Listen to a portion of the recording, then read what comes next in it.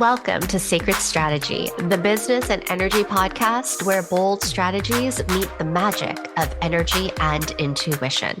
I'm Sora Schilling, sacred spaceholder, business alchemist, and creator of the Devoted Archetypes, Sovereign Selling, and the Devoted Energy Coaching Model.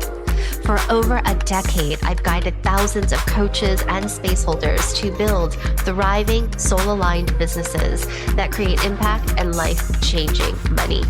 Let's cut through the noise of traditional strategies and uncover your unique medicine. Use the Devoted Archetypes to become a transformational spaceholder and learn to sovereignly sell with integrity.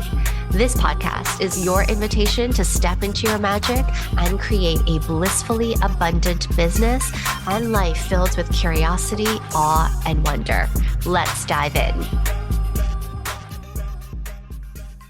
For most of my coaching career, I was absolutely terrible at gathering testimonials. I mean, terrible.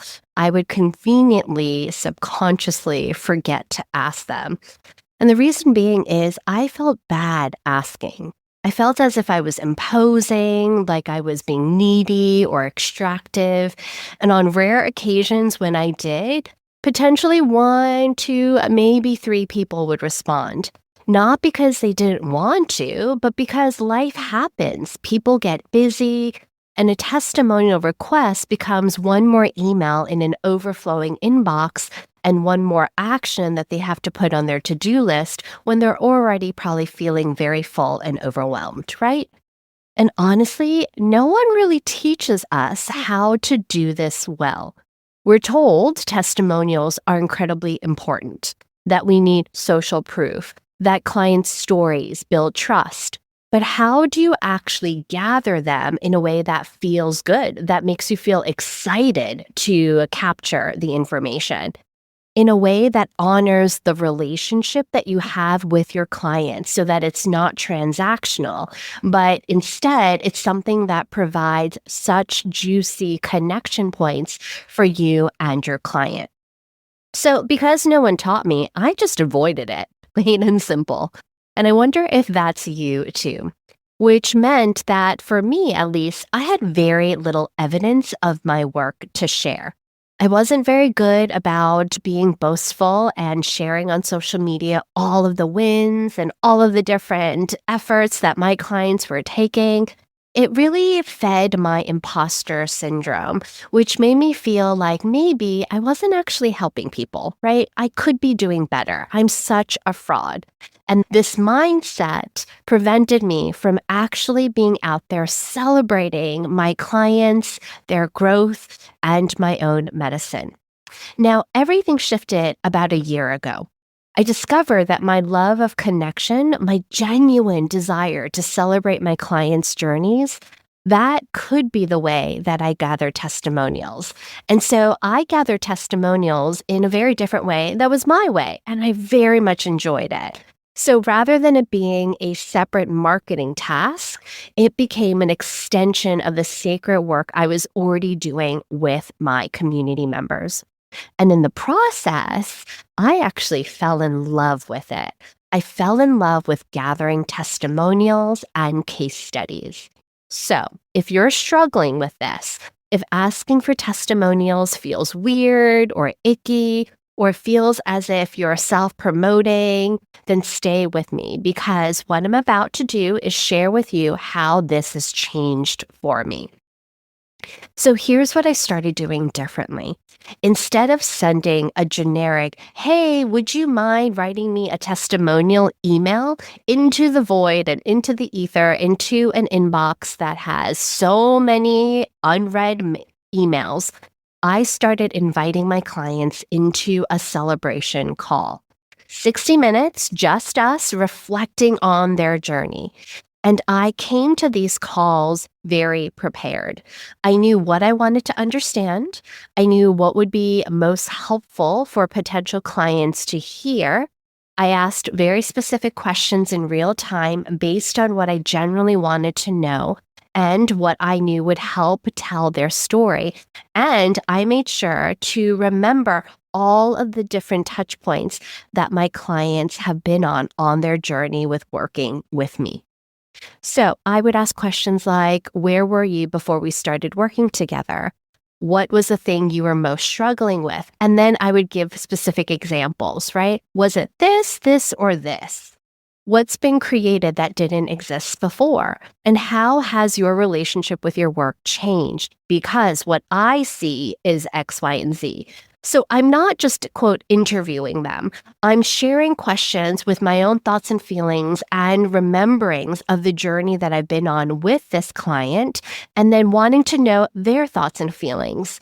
And then I listened. I listened deeply, not just for the words, but for the emotion behind it, for the specific phrases they used, for the moments where their voice got quiet with tenderness or strong with conviction. And it was beautiful. And so, again, remember, these weren't interviews. These are not interviews that I'm having. These are sacred conversations. They're a space where I am space holding and genuinely witnessing and genuinely really curious about their own perspective around the journey they have taken. And here's what I didn't expect. These calls became a chance for me to learn, to hear how I can improve as a coach. My clients would tell me what landed most, what shifted everything for them, what they needed that I might not have even known yet that I was providing. And the feedback, that made me better at my work.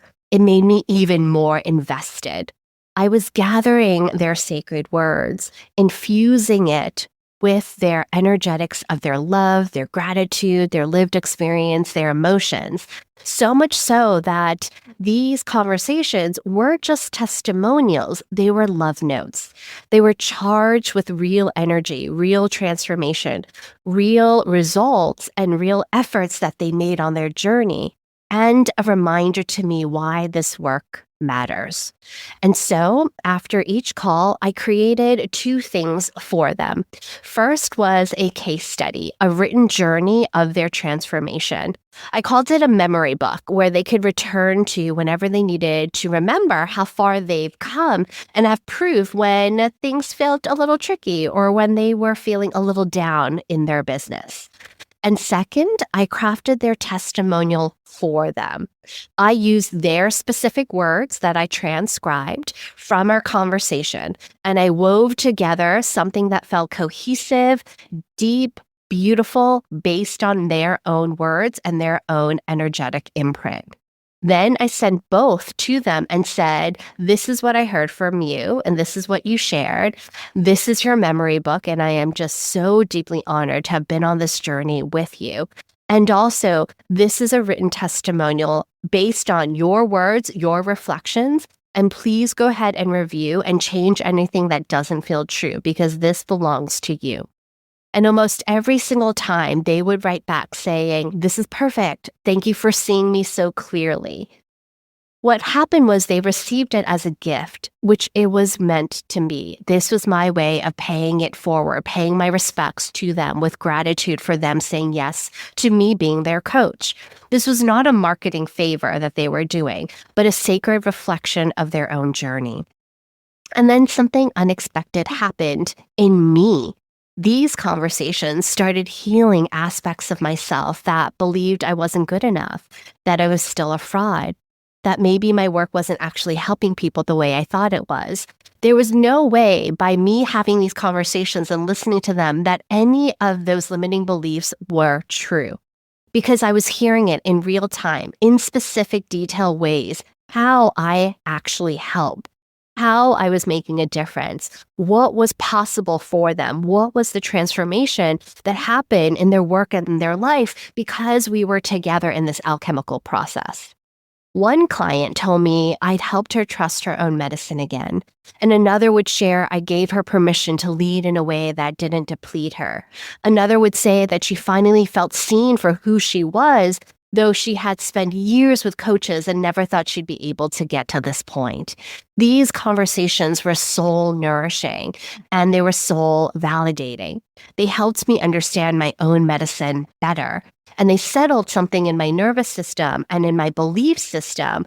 And so therefore, no self-doubt could ever touch the ability of someone's words helping me to change and evolve and heal these aspects of myself. And so these conversations were not about marketing. These conversations were about healing for both me and my client. So now I have to say, I love gathering testimonials. I genuinely love it because it's not gathering in an extractive way. It's gathering as in bringing together the sacred words, weaving the lived experience energetically. The transformations that want to be witnessed and shared come alive. And it's gathering these love notes so that they can pay it forward. So that the next person who's struggling or the next person who is inspired and is desiring to be in this community can see themselves in these stories. So the next luminary who's ready can feel what's possible inside of Lush Business Mastermind. And the testimonials I now have, they're not generic like, she's great, Sora's highly recommended. No, they're specific. They're emotional. They're real. They show potential clients like yourself, not just what happens inside of Lush, but how it feels, what the care looks like inside of the space, what the transformation sounds like in real human language. And that builds trust in a way that nothing else can. Because I'm not asking my clients to do me a favor. I'm creating a sacred moment that serves everyone in the sacred circle, them, me, and the future clients who will recognize themselves in these stories. So, if you've been avoiding testimonials because it feels awkward or extractive or like you're bad at it, okay, firstly, I get it. I see you. I feel you. I was you. And I want you to know there's another way. What if gathering testimonials could feel like an act of celebration and devotion, like sacred witnessing, a deep connection? What if it could nourish your soul while also building trust with your future clients? What if the very thing you've been avoiding could become one of the most beautiful parts of your business and one of your favorites? This is what circular, sacred leadership looks like. This is what happens when you stop separating business stuff from sacred work, when you let them actually be integrated into a whole. And if you're curious about what it looks like to build your entire business on these principles, where everything from your offers to your pricing to how you show up is rooted in reciprocity rather than extraction, that's exactly what I teach and how I hold space and how I coach inside of Lush Business Mastermind. You can see the full transformation stories from my luminaries at soraschilling.com. You'll notice that there is a full page with case studies. I'll link it below. Not just the highlights, but the real specific soul-nourishing journeys. What becomes possible when you choose a different way. I'm so grateful for today. Thank you for listening to today's episode, and thank you so much for doing your sacred work. Even at times when business and certain strategies feel sometimes a little confusing or things that you may not want to do because you haven't fallen in love with it yet. And if this resonates, I'd love to hear from you. Go ahead and find me on Instagram at Sora Schilling, or go ahead and join my free community call, The Collective.